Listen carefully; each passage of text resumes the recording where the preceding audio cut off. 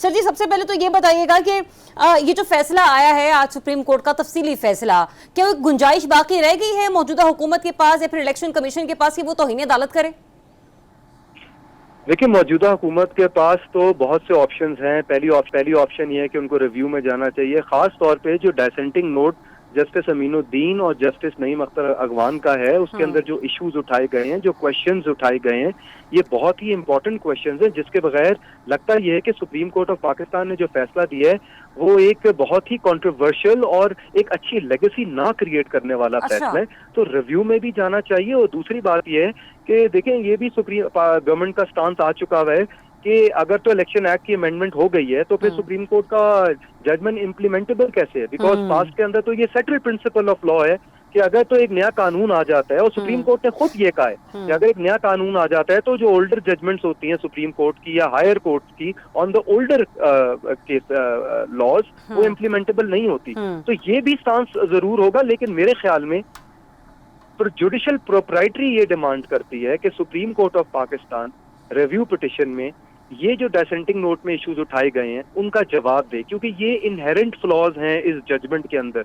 देखिए, एक पार्टी जो ना तो इस केस में मौजूद थी इलेक्शन कमीशन में, ना तो पेशावर हाई कोर्ट के सामने थी। याहिया फरीद साहब, जो मैं आपकी गुफ्तगू समझ पाई हूँ और जिस तरीके से मैं सवाल की तरफ भी बढ़ना चाहती हूँ, नहीं तो वो सलमान अकरम राजा उधर चावल खाने जाते थे। मैं भी पूछना जितना क्योस है उसके बाद तो फिर मुझे लगता है सलमान अकरम राजा चावल खाने जाते थे सुप्रीम कोर्ट। नहीं, याहिया फरीद साहब ने लगता है फैसला पढ़ा ही नहीं है। सुप्रीम कोर्ट ने इस बात का जवाब दिया। अकरम राजा साहब के सामने सुप्रीम कोर्ट, अगर आपने लगता है डिसेंटिंग नोट में ये पॉइंट नहीं देखा, ये पॉइंट उठाया गया है। डिसेंडिंग नोट तो कई हफ्ते पहले आया है ना, जो आज फैसला है उसे तो पढ़ लें पहले। 70 सफ़े का फैसला है, पढ़ लें, हम पढ़ चुके हैं। और उस फैसले में सुप्रीम कोर्ट ने ये कहा है, सुप्रीम कोर्ट ने इसका जवाब दिया है। दूसरी बात, जो कानून साजी होती है इसका इतलाक उस वक्त होता है जब कानून बन जाए। ये नहीं मतलब कि 1970 का मामला था आप खत्म कर दें।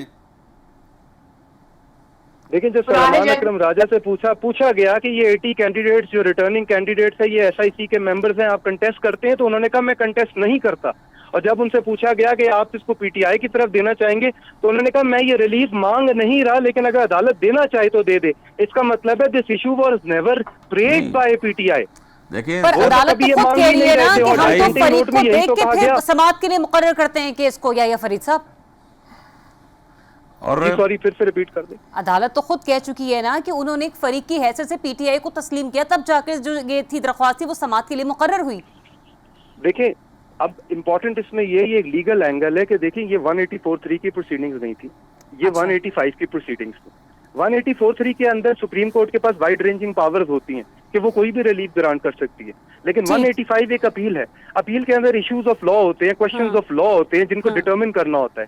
सुप्रीम कोर्ट के सामने एक जो मेजर इशू था वो तो सिर्फ ये था कि क्या सुन्नी इत्तेहाद काउंसिल को रिजर्व सीटें मिल सकती हैं या नहीं, जिसके ऊपर अटॉर्नी जनरल ऑफ पाकिस्तान ने अपनी स्टेटमेंट भी फाइल की।